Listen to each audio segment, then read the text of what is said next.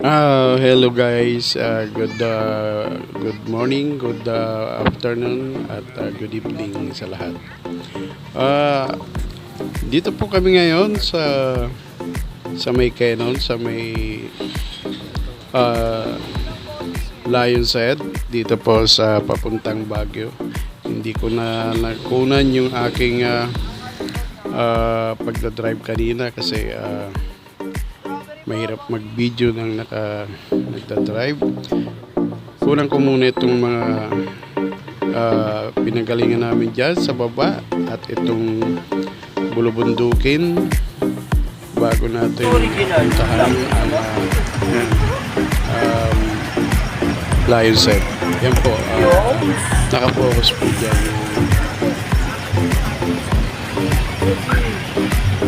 Yan po ang tuktok. Dami yan, sir. Kaya suling. Strawberry tao, man. Lang natin ito. Mainit po, oh. Legit na strawberry po yan, oh. Hindi na flavoring ko.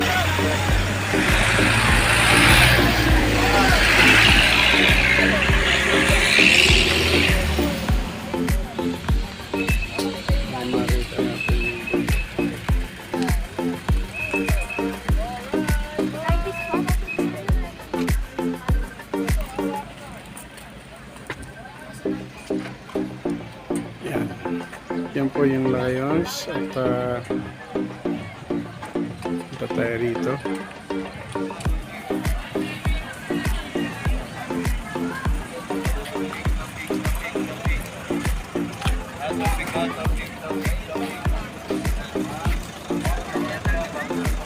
Yan po ang Lions.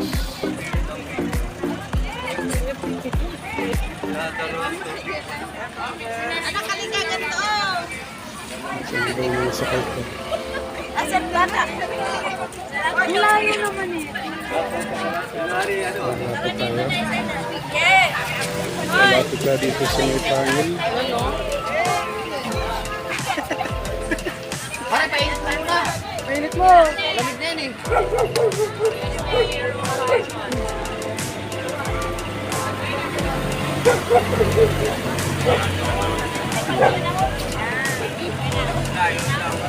Yan ang ating sakay.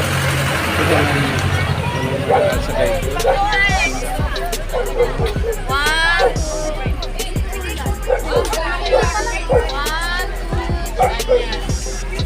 Doon sana kayo sa taas. Sa may pangil.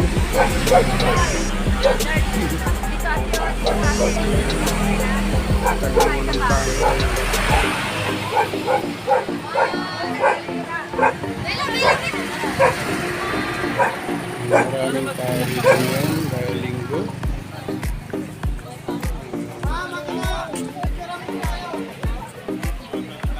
Lapitan natin ito. Yan sa banana. Yan po.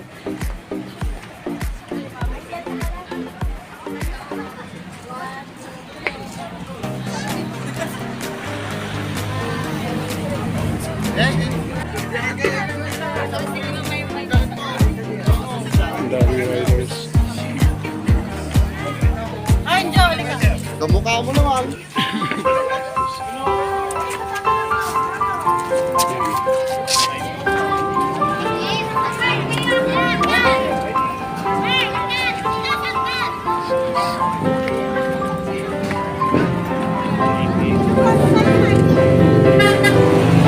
Sama kayo doon.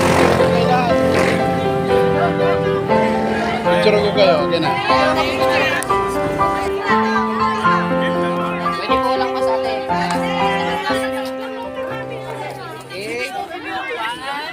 Ako na lang sana. Dali mo na natin sila.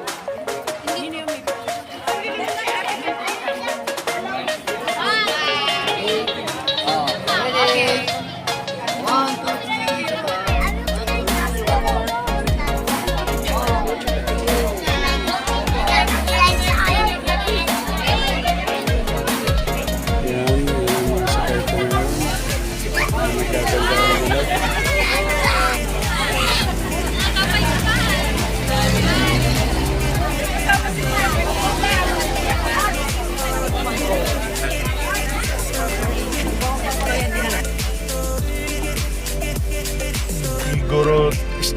Kingdom.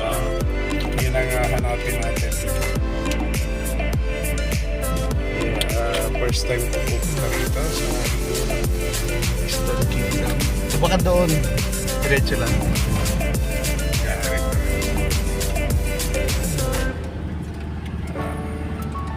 Hirap lang mag-video pag nagtatry. Kaya, parang papuntang ano to eh, Rizal eh.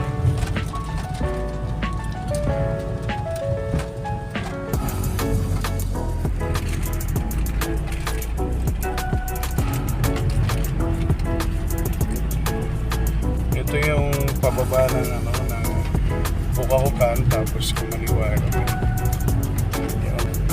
Hindi na ako nag-video rin sa ano, sa Burnham kasi madalas doon naman eh. Dami ko nang ano dyan. Hindi, ang dami ko ng video rin eh. Eto, hindi ko pa na puntahan to kaya ano nakalagay? Close daw?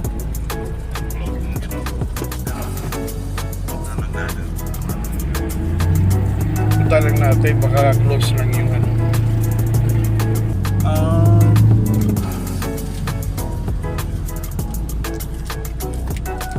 Nagkaroon ng issue.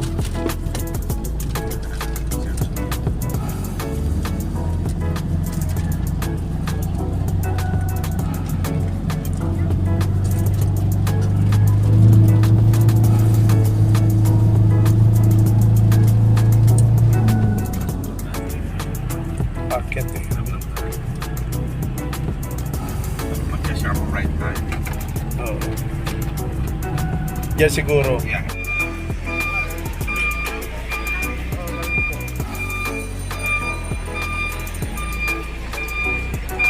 Yan po ang ano, ang Igorotstan Stone Kingdom. Yan po, dito po ang daan, ang entrance. Pero sobrang tasin po kakayanan umakit dyan. Pwedeng umakit pero pagdating mo dun, laylay na dila ako dyan. Yan. Maganda yung doon sa ginawa nilang stone.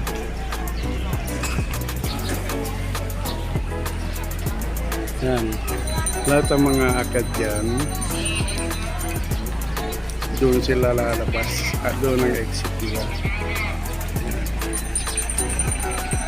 At ang ating parking area ay nandun ako sa taas at waiting, hindi ko maiwanan kaya hindi rin ako makakapunta dyan doon sa taas. Yan. Yan. Malaki yan dyan sa ano. Malaki yung puta nila. Yan po ang Igorot Stone. Ang dami. Punta na ako doon sa parking. Ayan, malayo. Hindi makakita. Hindi ako malapit kasi waiting ako dito sa parking. Ayun, doon ang ano eh, doon ang focus natin. Malayo yun. Hindi natin makukuha niya ng malapita kasi hindi ko pwedeng iwan yung sakyan dito, waiting. Yung mga lalabas, hindi makakalabas. So, nandun sila yung mga sakay ko. Wala hindi makadaan. Layo eh. Ganito pala ang style ng kanilang merong ano, plastic sa pinakapuno nila na may butas lang doon sa may yan, sa tutubuan. Yan ang style pala nila dyan. Pagtanim ng strawberry. Tapos yung hindi ko alam kung ano naman yung pananim dyan na hindi malaman kung ano yung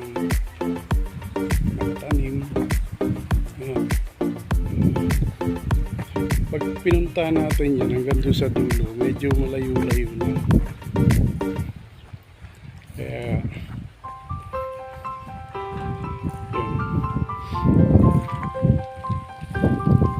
Ito naman, wala pang ano ito, wala pang tanim, tataniman pa lang. Eh, malamang panubig din sila.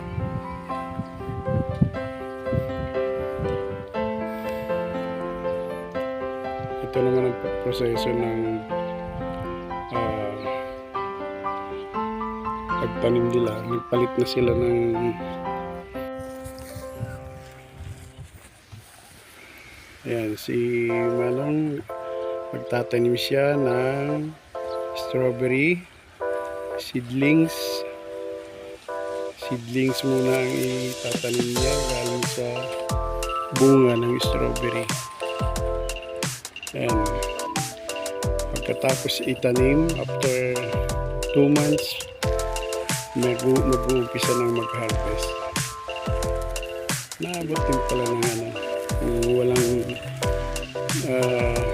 kung walang bagyo at walang, kasi dito kasi naiimbak ang tubig kasi itong pinakamababang lugar dito sa Trinidad.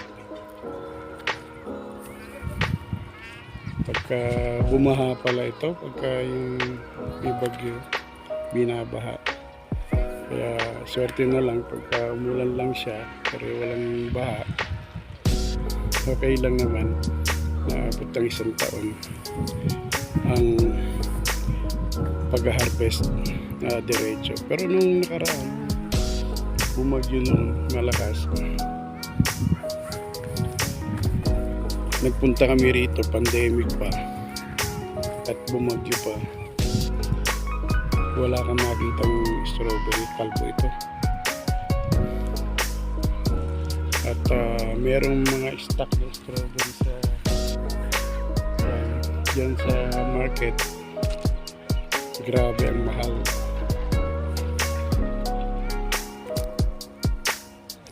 Yan. Kukuha na lang natin yung mga kasama ko nandun doon, malayo. Ayaw ko nang pumunta ron. Ang layo na nun.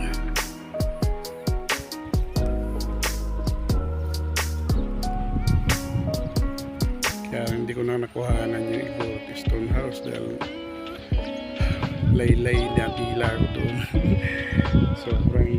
sobrang taas. Nangaakatin, bababa, aakyat, tapos akyat uli, baba, akyat. Yun lang naman ang titignan mo, yung stone na Igorot Stone House doon. Buti pa rito patag. Strawberry farms.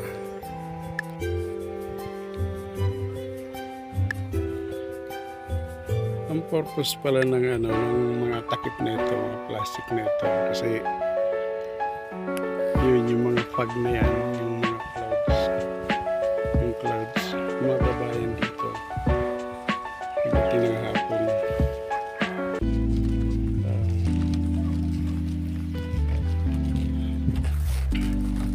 Protection din pala nila yan sa ulan. Yan, kaya nila tinatakpan.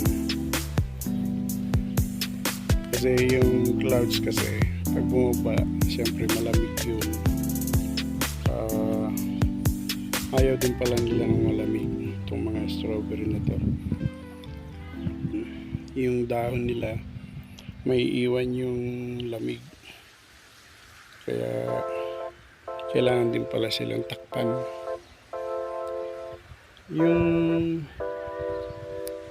ano na yun, yung malalaking yan, yung malalaki pa lang yan, mga broccoli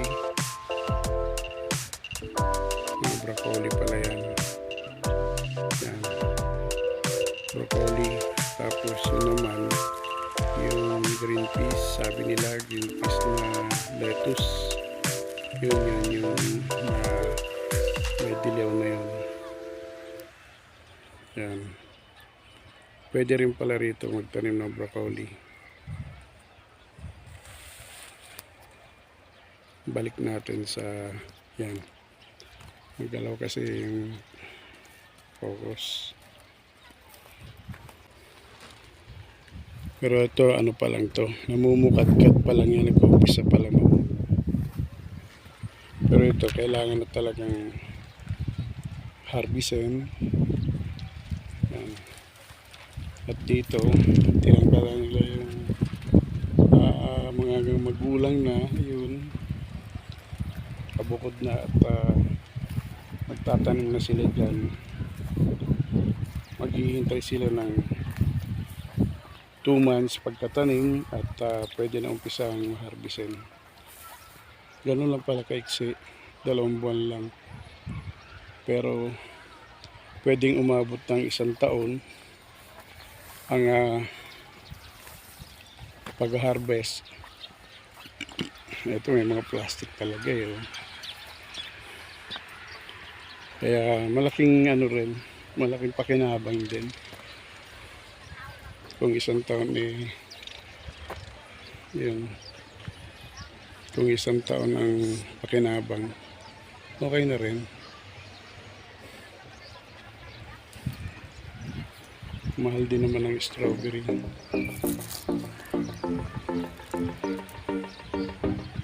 Yun, mga strawberry picking sila. Tapos ilalagay doon yung mga na-pick nila, na-harvest nila. Ikikilo nila. Per kilo, 700 pesos. Babayaran mo rin. Nagtyaga ka pang magpitas. Pero masarap naman kasi dahil ma-enjoy mo naman magpitas. At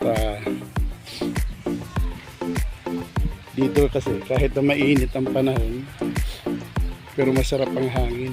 Napaka-presko ng hangin. Kahit nasa patag tayo, napaligiran naman tayo ng bundok. Yan.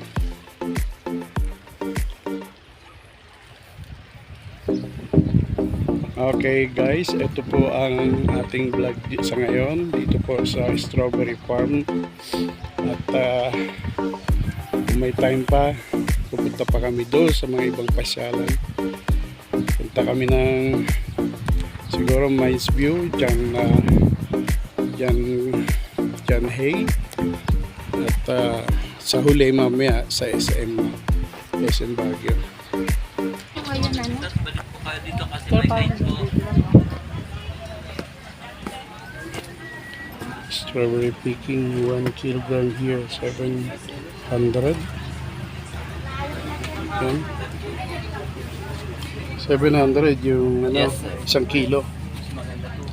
Pero yung naka-display na dito sa magkano yun? 200 each. 200 dahil isang Kung balot. tatlo ang kukunin nyo, 500. 500 may discount din. Yan, strawberry nila.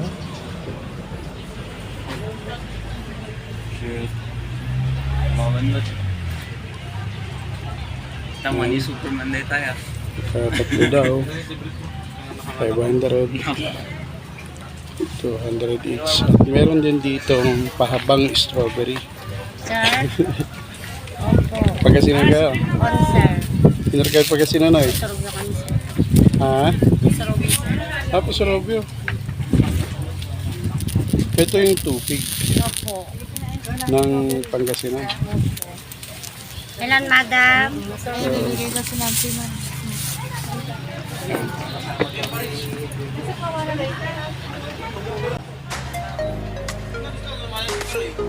Ito yung ice cream na strawberry. Marami kong magbigay. Strawberry, avocado. Strawberry. Para matikpan mo rin yung pang-Instagram.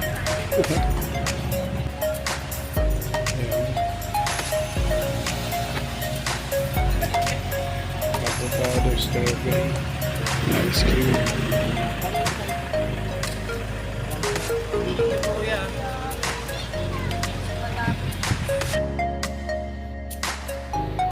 Okay guys, punta na mo tayo dito sa sakyan at tayo po ay proceed na rin sa ating pupuntahan ulit na pasyalan.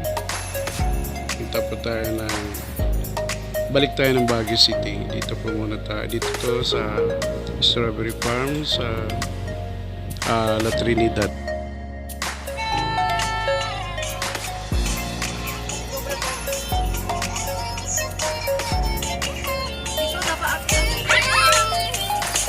Hindi mahulog yan. Yan. Ito mga sakay ko guys. Ayan. Asa na si ano? Hindi umabot yung isto. Hi. Ayan, ang gagandang mga dilag. Hello, welcome to my vlog. Yan, mga yan, yan si Bella. Bella, hi. Hi, say hi. Hi! Hindi niya alam. Gagawin niya. Yan. Dito kami ngayon sa may view. Hindi na kami bumaba kasi hindi kami nakababa. Siksikan na nga lang. Sasakyan. Ayan o. Gipit na gipit. Pagka nagbukas ako ng pinto, sasayad na.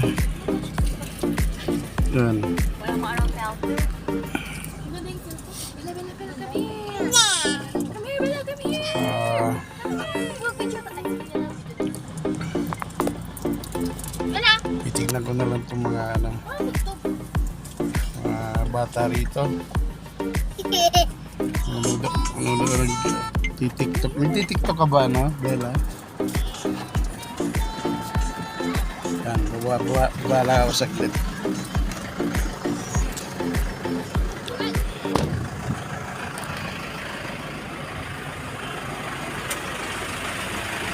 Yung naman, yung space ng parking ko. 1 inch.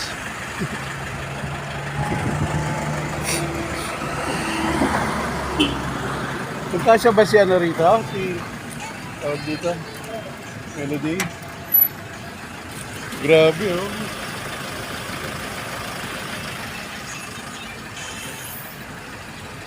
Sana na. Sige na. TikTok ka na. TikTok ka na. Hi. Ito si Bella. Natamaan Hi ako. Bella. Yan na, TikTok ka doon. Send mo kasi, send mo sa akin.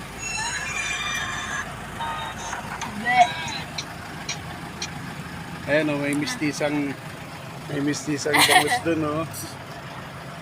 Sige. Ba't nakatago ka? Nakatago?